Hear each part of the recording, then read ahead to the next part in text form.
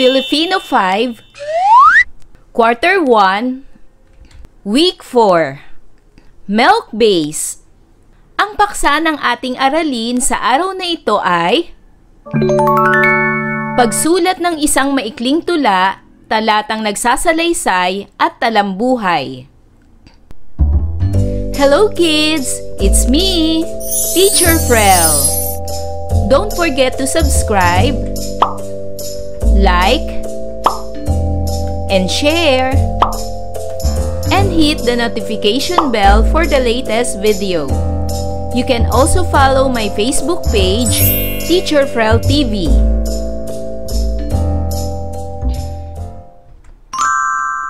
Welcome back mga bata! Ang ating aralin sa asignaturang Filipino ay tungkol sa pagsulat ng isang maikling tula, talatang nagsasalaysay at talambuhay. Sa araling ito, ikaw ay inaasahan na makasusulat ng isang maikling tula, talatang nagsasalaysay at talambuhay. Kumusta mga bata? Sa araw na ito ay pag-aaralan natin ang pagsulat ng isang maikling tula, talatang nagsasalaysay at talambuhay. Sa araling ito ay mahuhubog ang iyong kaalaman maging ang iyong imahinasyon sa paglikha at pagsulat ng maikling tula, talatang nagsasalaysay at talambuhay. Magsisilbing gabay mo ang mga pamantayan na inilahad para sa mga sumusunod na kasanayan. Ano nga ba ang ibig sabihin ng tula? Ang tula ay isang anyo ng sining o panitikan na naglalayong maipahayag ang damdamin sa malayang pagsulat. May mga elemento tulad ng sukat, tugma, saknong, kariktan at talinghaga upang maging kaakit-akit sa mambabasa. Ang mga elemento ng tula ay ang mga sumusunod. Una, sukat. Ito ay tumutukoy sa bilang ng pantig ng bawat taludtod na bumubuo ng isang saknong. Pangalawa, tugma. Ang huling pantig ng huling salita ng bawat taludtod ay magkakasing tunog. Pangatlo, saknong. Ay isang grupo sa loob ng isang tula na may dalawa o maraming linya. Pang-apat, kariktan. Ito ay mga maririkit na salita para mapasaya ang mambabasa at mapukaw ang damdamin at kawilihan. At pang-lima, talinghaga. Ito naman ay tumutukoy sa mga ditiyak na pagtukoy ng mga bagay na binabanggit. Ang mga dapat tandaan sa pagsulat ng tula ay ang mga sumusunod. Una, kailangan magkakapareho ang bigkas sa huling salita. Pangalawa, gawing malaman ang isang tula kahit maikli ito. Pangatlo, iisa lamang ang paksang nais ipahayag ng tulang isusulat. Pang-apat, sikaping ang nilalaman ng iyong tulang isusulat ay tugma sa pamagat ng iyong tula. At pang-lima, lagyan ng malalim na salita. Ano naman ang talatang nagsasalaysay? Ang talatang nagsasalaysay ay naglalayong magkwento ng naranasan, nabasa, narinig, nasaksihan o napanood. Ang kwento ay maaaring nangyari sa tunay na buhay o kathang isip. Ito ay nangangailangan ng pagkakaugnay-ugnay ng paksa o diwa. Mayroon itong simula, gitna at wakas. Ano naman ang talambuhay? Ang talambuhay ay isang anyo ng panitikan na nagsasaad ng kasaysayan ng buhay ng isang tao hango sa mga tunay na tala, pangyayari o impormasyon.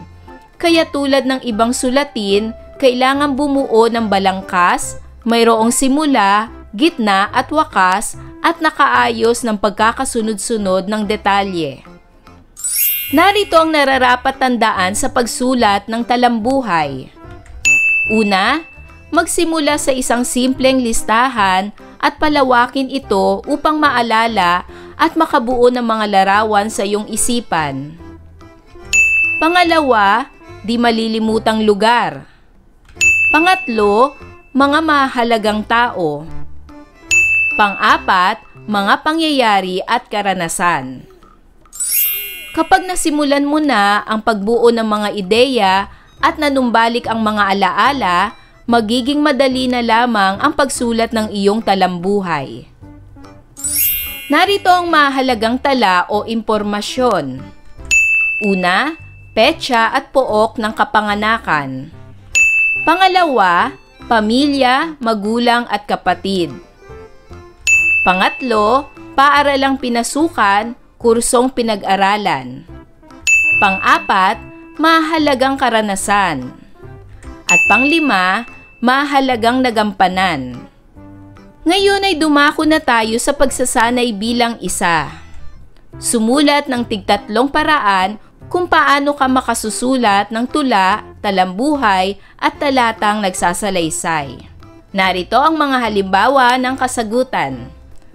Tatlong paraan sa pagsulat ng tula. Una, kailangan magkakapareho ang bigkas sa huling salita. Pangalawa, gawing malaman ang isang tula kahit maikli ito. Pangatlo, sikaping ang nilalaman ng iyong tulang isusulat ay tugma sa pamagat ng iyong tula. Tatlong paraan sa pagsulat ng talambuhay. Una, ito ay batay sa tunay na pangyayari o karanasan sa buhay ng inilalahad. Pangalawa, ilagay ang mga mahalagang tao, petsa ng pangyayari, lugar, at mahalagang kaganapan. At pangatlo, mag-isip ng magandang panimula at wakas. Tatlong paraan sa pagsulat ng talata. Una, isalaysay ang nabasa, narinig o napanood. Pangalawa, maaring ang isusulat ay nangyari sa tunay na buhay o kathang isip lamang. At pangatlo, kinakailangang magkakaugnay-ugnay ang paksa o diwa. Mayroon itong simula, gitna at wakas. Para naman sa pagsasanay bilang dalawa, basahin ang pangungusap. Piliin ang tamang sagot sa kahon. Una, ang patlang ay isang anyo ng sining o panitikan na naglalayong maipahayag ang damdamin sa malayang pagsulat. Binubuo ito ng saknong at taludtod. Alin sa mga salita sa loob ng kahon ang tamang sagot? Magaling! Ang tamang sagot ay tula. Pangalawa, sinasabing ang tula ay may patlang kapag ang huling pantig ng huling salita ng bawat taludtod ay magkakasing tunog.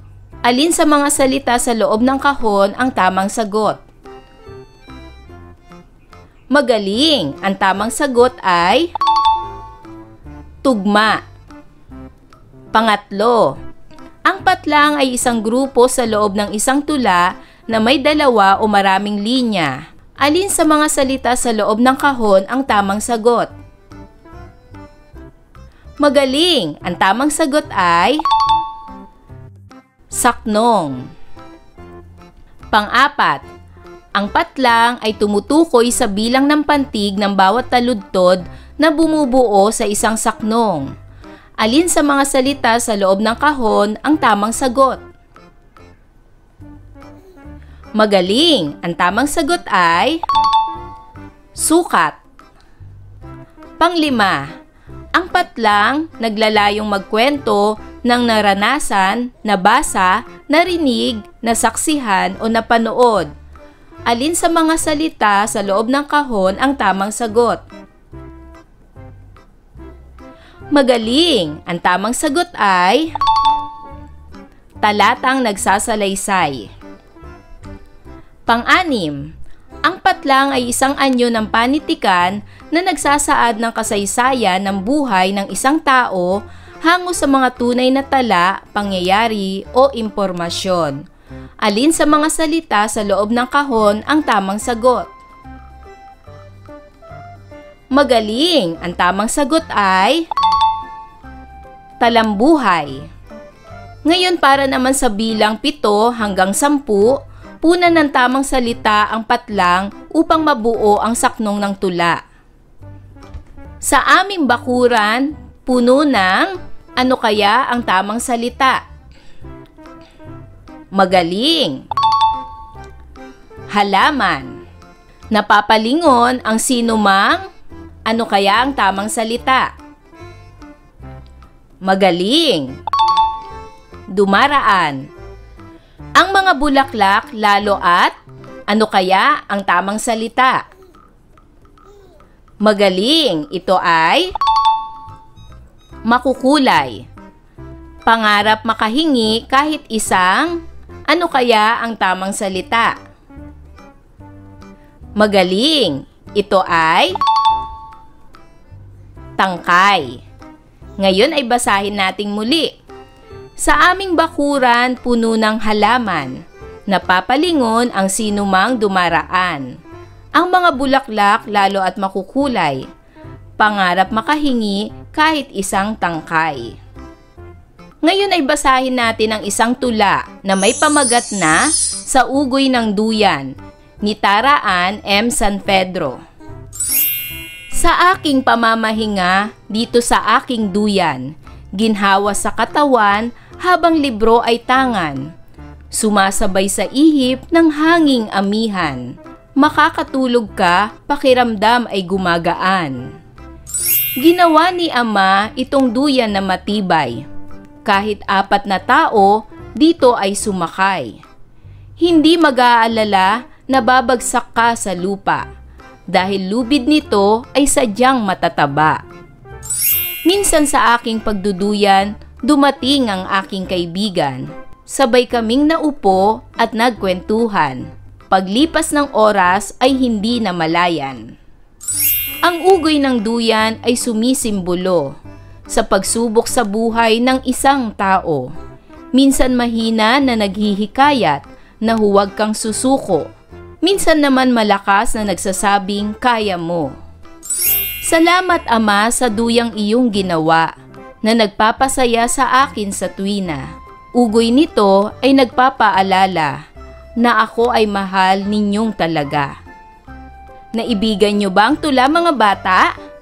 Ngayon ay dumako na tayo para sa pagsasanay bilang 3. Sagutin ang mga tanong.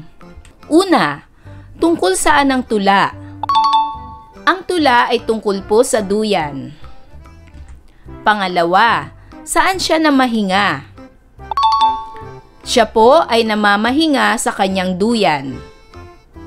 Pangatlo, ayon sa tula, saan sumasabay ang ugoy ng duyan? Ayon sa tula, sumasabay sa ihip ng hanging amihan. Pang-4, nakaranas ka na bang igawa ng duyan? Sino ang gumawa nito? Opo, nakaranas na po akong igawa ng duyan ng aking ama. At pang-5, anong mensaheng ipinahihiwatig ng tula? Ang mensaheng ipinahihiwatig ng tula ay maging matatag sa anumang pagsubok sa buhay. Huwag susuko at lakasan ang loob gaya ng duyan na anumang bigat ang nakasakay dito, nananatiling matibay ang lubid nito. Dumako naman tayo sa pagsasanay bilang 4. Pumili ng isang paksa para sa tulang iyong isusulat. Sundin ang pamantayan upang maging gabay sa pagsulat ng tula. Gawin ito sa notebook. Ang mga paksang iyong pagpipilian ay paaralan, guro, kaibigan, at magulang.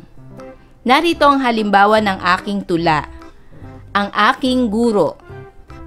Ang aking guro ay magaling magturo. Matiyagang nagtuturo kahit sa hindi marunong. Binibigyan niya ng pagkakataong matuto ang mga mag-aaral na ayaw matuto. Ngayon kayo naman ang gumawa ng sarili niyong tula. Para naman sa pagsasanay bilang 5, sumulat ng isang talatang nagsasalaysay tungkol sa nadaluhang kaarawan. At para naman sa pagsasanay bilang 6, ayusin ang pagkakasunod-sunod ng mga pangyayari sa buhay ni Dr. Jose Rizal upang makasulat ng talambuhay nito. Buong pangalan, Jose Protasio Rizal E. Alonso Realonda. Araw at lugar ng kapanganakan: June 19, 1861 sa Calamba, Laguna. Araw at lugar ng kamatayan: Disyembre 30, 1896 sa Bagong Bayan, Manila. Mga magulang: Francisco Rizal Mercado, E. Alejandro at Teodora Alonso Realonda, E. Quintos. Mga isinulat: Noli Me Tangere at El Filibusterismo. Narito ang mga nilalaman ng talambuhay.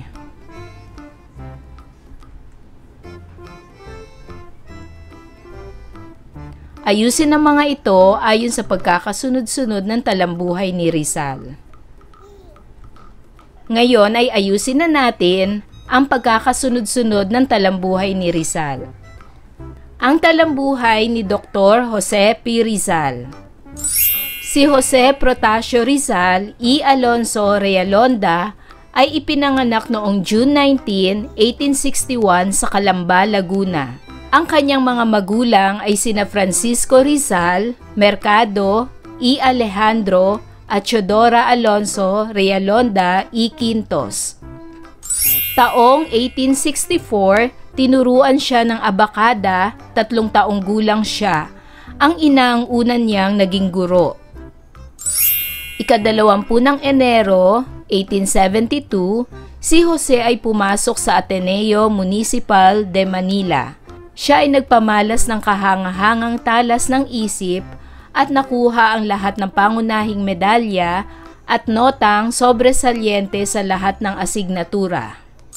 Ang pambansang bayani ay ipinadala ng kanyang mga magulang sa ibang lugar upang mag-aral.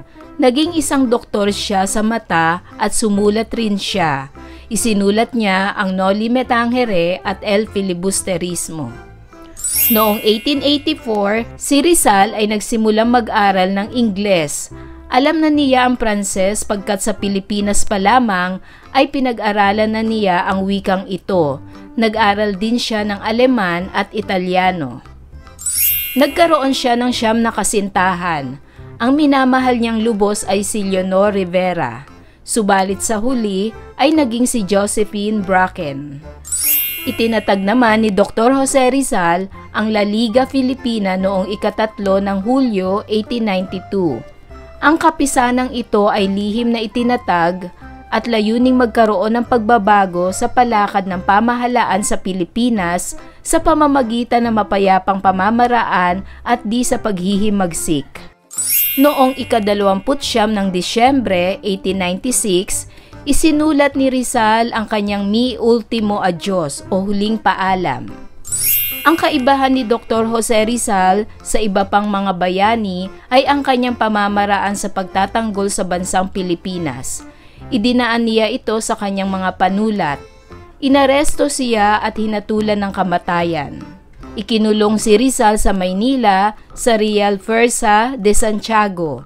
Nang iharap sa hukumang military at litisin, siya ay nahatulang barilin sa Bagong Bayan. Disyembre 30, 1896, si Dr. Jose Rizal ay binaril sa Bagong Bayan, Manila. Tandaan, mahalagang matutunan natin ang wastong paraan ng pagsulat ng tula, talata at talambuhay upang maayos ang sulating ating mabubuo. Mahalaga rin na tandaan natin ang mga paraan ng pagsulat ng mga ito dahil makakapagbahagi tayo ng ating karanasan at kaalaman na makapulutan ng aral. Ang maayos na tula, talata at talambuhay ay makakapagbahagi sa mga mambabasa ng panibagong impormasyon. Ayan mga bata, nasagutan niyo ba ang lahat ng mga pagsasanay? Kung ganon, magaling!